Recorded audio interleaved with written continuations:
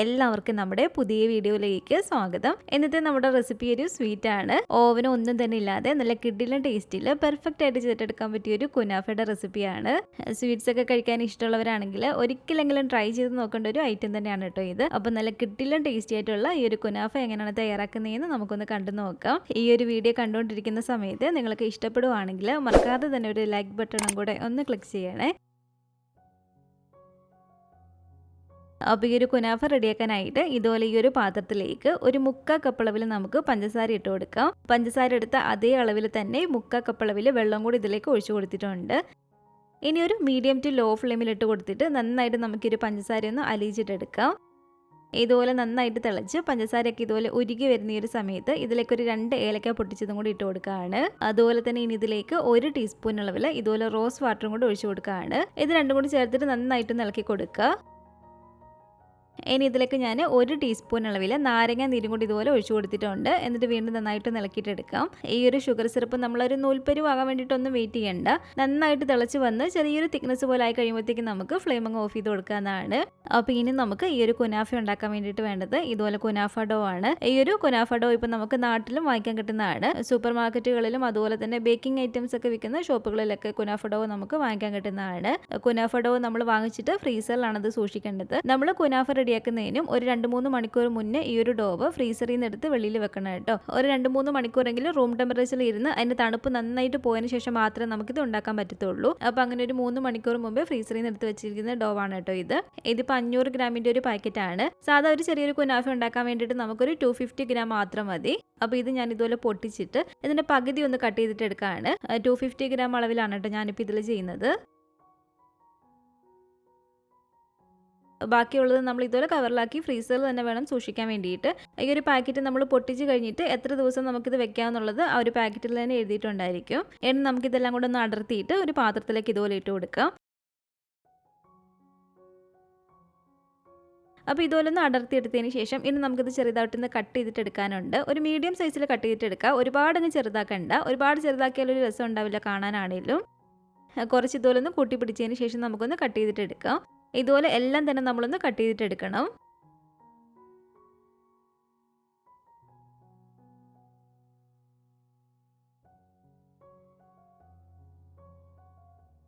അപ്പോൾ ഇതുപോലെ കട്ട് ചെയ്തെടുത്ത് ഈ ഒരു ഡോ മുഴുവൻ നമുക്ക് ഈ ഒരു പാത്രത്തിലേക്ക് ഇട്ട് കൊടുക്കാം. ഇനി നമുക്കിതിലേക്ക് വേണ്ടത് ഇതുപോലെ ഉപ്പില്ലാത്ത ബട്ടറാണ്. ബട്ടർ നമ്മൾ എടുക്കുമ്പോൾ ഉപ്പില്ലാത്തത് തന്നെ എടുക്കാൻ വേണ്ടിയിട്ട് ശ്രദ്ധിക്കണേ. 250 ഗ്രാം കുനാഫ ഡോവിന് നമുക്ക് 100 ഗ്രാം അളവിൽ ബട്ടറാണ് വേണ്ടത്. ബട്ടർ നമ്മൾ ഇതേപടിയല്ല ചേർത്ത് കൊടുക്കുന്നത്. ഒന്ന് മെൽറ്റ് ചെയ്തതിന് ശേഷം ചൂടാറിയിട്ടാണ് ചേർത്ത് കൊടുക്കുന്നത്. ഇനി ഒരു ബട്ടറിൻ്റെ ഒരു ചൂട് ചെറിയതായിട്ടൊന്ന് കുറഞ്ഞതിന് ശേഷം ഈ ഒരു ഡോയിലേക്ക് കുറച്ച് ഒഴിച്ചു കൊടുത്തിട്ട് നമുക്കൊന്ന് മിക്സ് ചെയ്തിട്ട് എടുക്കാം. കൈ കൊണ്ട് തന്നെ മിക്സ് ചെയ്യുക കേട്ടോ. സ്പൂണൊക്കെ വെച്ചിട്ട് ചെയ്താൽ എല്ലാ ഭാഗത്തും എത്തത്തില്ല. എല്ലാ ഭാഗത്തും എത്തുന്ന രീതിയിൽ വേണം നമ്മൾ കൈ വെച്ചിട്ടൊന്ന് മിക്സ് ചെയ്യാൻ വേണ്ടിയിട്ട്.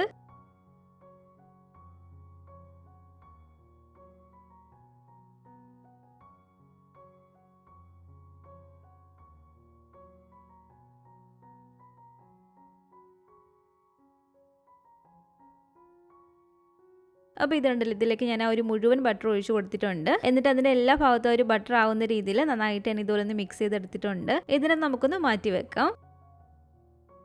ഇനി നമുക്ക് ഇതിലേക്ക് വേണ്ടത് ഒരു 2 ടേബിൾ സ്പൂൺ അളവിൽ കോൺഫ്ലോർ ആണ്. അതുപോലെ തന്നെ 1 ടീസ്പൂൺ മാത്രം മൈദയും കൂടെ നമുക്ക് ഇതിലേക്ക് ഇട്ട് കൊടുക്കാം. മൈദ ടേബിൾ സ്പൂണിലല്ല 1 ടീസ്പൂൺ മാത്രം ചേർത്ത് കൊടുത്താൽ മതി. ഇതിലേക്ക് ഒരു 1/4 കപ്പ് അളവിൽ പാലും കൂടി ചേർത്ത് കൊടുത്തിട്ട് ഒട്ടും തന്നെ കട്ടകളില്ലാത്ത രീതിയിൽ നമുക്കൊന്ന് മിക്സ് ചെയ്തിട്ട് എടുക്കാം.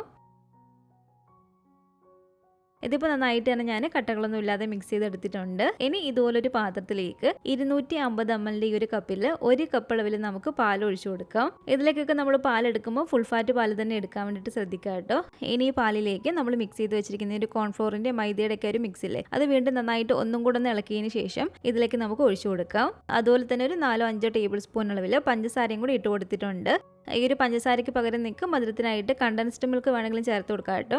ഈ ഒരു ക്രീമിൽ നമ്മൾ ഒരുപാടങ്ങ് മധുരം ചേർത്ത് കൊടുക്കണ്ട. കാരണം നമ്മളിതിലേക്ക് ഒരു ഷുഗർ സിറപ്പൊക്കെ ലാസ്റ്റ് ഒഴിച്ചു കൊടുക്കുന്നതാണ്. അപ്പോൾ ആവശ്യത്തിനുള്ള മധുരം മാത്രം ഇതിലേക്ക് നമ്മൾ ചേർത്ത് കൊടുക്കുക. പിന്നെ ഈ ഒരു ക്രീമിന് നല്ലൊരു ഫ്ലേവറിന് വേണ്ടിയിട്ട് 1 ടീസ്പൂൺ അളവിൽ വാനില എസൻസും കൂടി നമുക്ക് ചേർത്ത് കൊടുക്കാം.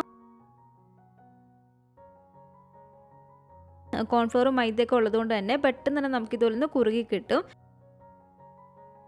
ഇതുപോലെ ഈ ഒരു പരുവത്തിന് കുറുകി വന്നാൽ ഇനി നമുക്കിതിലേക്ക് ചേർത്ത് കൊടുക്കേണ്ടത് ഒരു 100 ഗ്രാം അളവിൽ ക്രീം ചീസാണ്.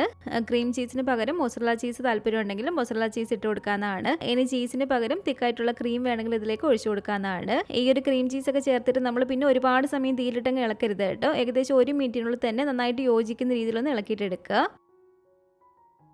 ഇതിപ്പോൾ കണ്ടില്ല, നല്ല പോലെ തന്നെ ഇളക്കി കൊടുത്ത് ഏകദേശം 1 മിനിറ്റിനുള്ളിൽ തന്നെ ആ ഒരു ചീസും അതിൽ കിടന്ന് നന്നായിട്ടൊന്ന് യോജിച്ച് വന്നിട്ടുണ്ട്. ഇനി നമുക്ക് ഫ്ലെയിം അങ്ങ് ഓഫ് ചെയ്ത് കൊടുത്തേക്കാം.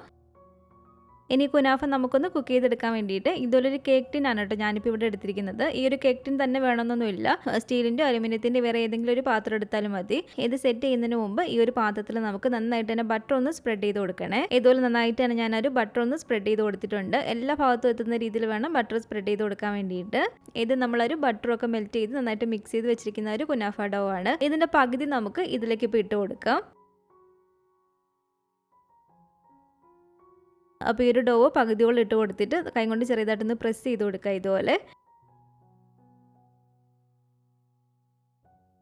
ഇതുപോലെ നമ്മൾ പ്രസ് ചെയ്ത് ഒന്ന് ലെവലാക്കി എടുത്തതിന് ശേഷം ഇനി നമുക്കിതിലേക്ക് നമ്മളിപ്പോൾ റെഡിയാക്കി വെച്ചിട്ടുള്ള ഈ ഒരു ക്രീമില്ലേ, ഈ ഒരു ക്രീം ഇതിലേക്ക് ഒഴിച്ചു കൊടുക്കുക.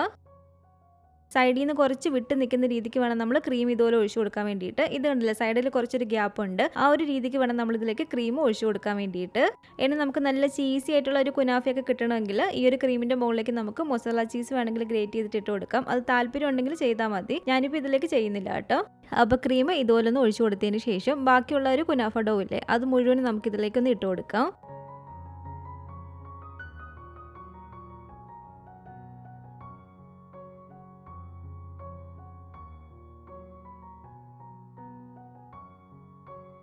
അപ്പോൾ ഇതുപോലെ ഒരു മുഴുവനും ചുറ്റിച്ചൊന്ന് ഇട്ട് കൊടുത്തതിന് ശേഷം പതിയെ നമ്മളൊന്ന് പ്രസ് ചെയ്ത് കൊടുക്കുക. ഒരുപാട് ബലത്തിൽ പ്രസ് ചെയ്താൽ ആ ഒരു ക്രീമൊക്കെ അങ്ങ് വെളിയിലേക്ക് വരും. അപ്പോൾ പതിയെ ഒന്ന് ലെവൽ ചെയ്ത് കൊടുക്കുക കേട്ടോ, പ്രസ് ചെയ്ത്. ഇത് കണ്ടില്ലേ, ഇതുപോലെ ഞാനൊന്ന് ലെവലാക്കി എടുത്തിട്ടുണ്ട്. ഇനി നമുക്കിതൊന്ന് ബേക്ക് ചെയ്തെടുത്താൽ മാത്രം മതി. ഞാനിപ്പോൾ ഇത് ബേക്ക് ചെയ്യുന്നത് ഓവനിൽ വെച്ചിട്ടല്ല, നിങ്ങൾക്കിത് ഓവനിൽ വെച്ചിട്ട് വേണമെങ്കിലും ബേക്ക് ചെയ്തിട്ട് എടുക്കാവുന്നതാണ്. ഇതുപോലെ ഒരു അടി കട്ടിയുള്ള ഒരു നോൺ സ്റ്റിക്കിൻ്റെയോ അലുമിനിയത്തിൻ്റെ ഏതെങ്കിലും ഒരു പാത്രം എടുക്കുക. ഈ ഒരു പാത്രം ഇതുപോലെ നമ്മൾ അടച്ച് വെച്ച് കൊടുത്തിട്ട് തീയൊന്ന് കുറച്ച് വെച്ച് കൊടുത്തതിന് ശേഷം ഒരു 7-8 മിനിറ്റോളം ഒന്ന് പ്രീഹീറ്റ് ചെയ്തിട്ട് എടുക്കണം. അപ്പോൾ ഒരു 7-8 മിനിറ്റോളം ഇതുപോലെ ഈ ഒരു പാത്രം ഒന്ന് പ്രീഹീറ്റ് ചെയ്തതിന് ശേഷം ഇനി നമുക്കിതിൻ്റെ ഉള്ളിലേക്ക് ഇത് ഇറക്കി വെച്ച് കൊടുക്കാം. ഈ ഒരു പാത്രത്തിൻ്റെ ഉള്ളിലേക്ക് ഞാനൊരു സ്റ്റാൻഡും ഇറക്കി വെച്ച് കൊടുത്തിട്ടുണ്ട്. ഇതുപോലെ നമ്മൾ ഇറക്കി വെച്ച് കൊടുത്തതിന് ശേഷം മൂടി വെച്ച് അടച്ചു വെച്ച് കൊടുക്കുക. ഇതുപോലെ ഹോളുള്ള അടപ്പാണെങ്കിൽ നമ്മൾ എന്തെങ്കിലും ഒരു അലുമിനിയം ഫോയിലോ എന്തെങ്കിലും വെച്ചൊന്ന് കവർ ചെയ്ത് കൊടുക്കണം. ഇനി തീ നന്നായിട്ട് കുറച്ച് വെച്ച് കൊടുത്തിട്ട് ഏകദേശം ഒരു 30-35 മിനിറ്റൊക്കെ ആകുമ്പോഴത്തേക്കും നമുക്കിത് റെഡിയായി കിട്ടും കേട്ടോ. നമ്മളൊക്കെ എടുക്കുന്ന ഒരു പാത്രങ്ങളുടെ അനുസരിച്ച് ചിലപ്പോൾ സമയം കൂടിയോ കുറഞ്ഞെന്നോ ഇരിക്കാം. ഏകദേശം ഒരു 20-25 മിനിറ്റൊക്കെ കഴിയുമ്പോൾ നിങ്ങളൊന്ന് നോക്കുക. ആ ഒരു സൈഡൊക്കെ നന്നായിട്ട് മുരിഞ്ഞ് ചെറുതായിട്ടൊന്ന് കളർ ചേഞ്ച് വന്നിട്ടുണ്ടെങ്കിൽ നമുക്ക് ഫ്ലെയിം അങ്ങ് ഓഫ് ചെയ്ത് കൊടുക്കാവുന്നതാണ്. അപ്പോൾ എനിക്കിപ്പോൾ ഇവിടെ ഏകദേശം ഒരു 35 മിനിറ്റൊക്കെ ആയപ്പോഴത്തേക്കുമാണ് ഇത് റെഡിയായി കിട്ടിയിരിക്കുന്നത്. ഇതുപോലെ മൂടി തുറന്നതിന് ശേഷം നമ്മൾ ഈ ഒരു സൈഡൊക്കെ ഒന്ന് നോക്കുക. ചെറുതായിട്ടൊന്ന് മുരിഞ്ഞ് ആ ഒരു സൈഡൊക്കെ ചെറുതായിട്ടൊന്ന് കളർ ചേഞ്ച് വന്നിട്ടുണ്ടായിരിക്കും. അപ്പോൾ അങ്ങനെ വന്നാൽ നമുക്ക് ഫ്ലെയിം അങ്ങ് ഓഫ് ചെയ്ത് കൊടുക്കാവുന്നതാണ്.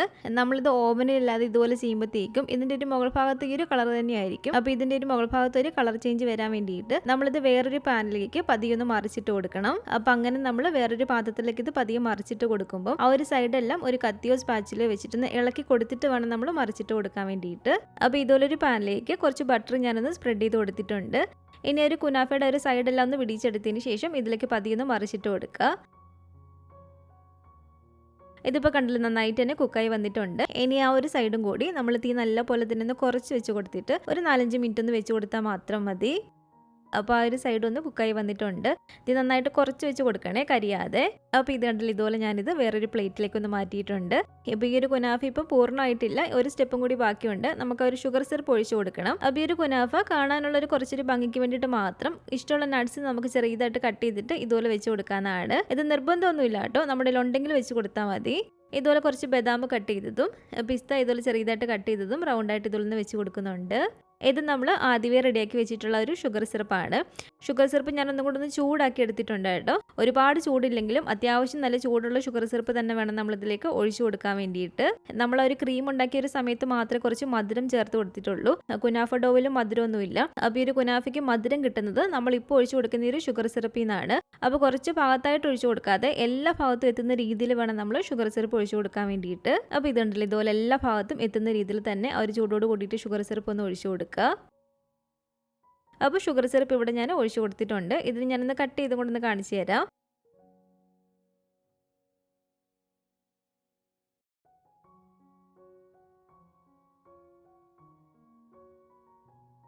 അപ്പോൾ ഇത് കണ്ടില്ല, നല്ല അടിപൊളിയായിട്ട് തന്നെ നമ്മുടെ ഈ ഒരു കുനാഫ ഇവിടെ റെഡി ആയിട്ടുണ്ട്. കുനാഫയൊക്കെ ഉണ്ടാക്കിയിട്ട് നമ്മളൊരു ചൂടോട് കൂടിയിട്ട് തന്നെ വേണം സെർവ് ചെയ്യാൻ വേണ്ടിയിട്ട്. അപ്പോൾ നല്ല കിഡിലും ടേസ്റ്റി ആയിട്ടുള്ള ഈ ഒരു അറബിക് ഡെസേർട്ട് കുനാഫ ഇവിടെ റെഡി ആയിട്ടുണ്ട്. അപ്പോൾ സ്വീറ്റ്സ് കഴിക്കാൻ ഇഷ്ടമുള്ളവരാണെങ്കിൽ തീർച്ചയായിട്ടും ഒന്ന് ഉണ്ടാക്കി നോക്കിക്കോളൂ കേട്ടോ. നല്ല അടിപൊളിയായിട്ടുള്ള ഒരു ഡെസേർട്ടാണ്. ഉണ്ടാക്കി നോക്കിയിട്ട് നിങ്ങളുടെ അഭിപ്രായങ്ങളൊക്കെ മറക്കാതെ തന്നെ നമ്മുടെ കമൻറ്റ് ബോക്സിൽ വന്ന് അറിയിക്കുക. അതുപോലെ തന്നെ ഈ ഒരു വീഡിയോ ഇഷ്ടപ്പെട്ടെങ്കിൽ മറക്കാതെ തന്നെ ഒരു ലൈക്ക് ബട്ടണും കൂടെ ഒന്ന് ക്ലിക്ക് ചെയ്യണേ.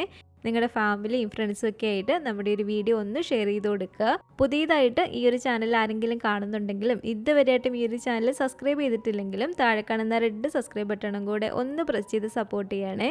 കൂട്ടത്തിൽ കാണുന്ന ബെല്ലൈക്കണും കൂടെ ക്ലിക്ക് ചെയ്ത് അതിൽ ഓൾ എന്ന ഓപ്ഷൻ തന്നെ കൊടുക്കുകയാണെങ്കിൽ ഞാൻ പുതിയ റെസിപ്പികളൊക്കെ ഇടുന്ന സമയത്ത് നിങ്ങൾക്ക് അതിൻ്റെ നോട്ടിഫിക്കേഷൻ കിട്ടുന്നതായിരിക്കും. ഇൻഷാ അല്ലാഹ് വീണ്ടും നമുക്കിതുപോലെ നല്ലൊരു റെസിപ്പി ആയിട്ട് കാണാം.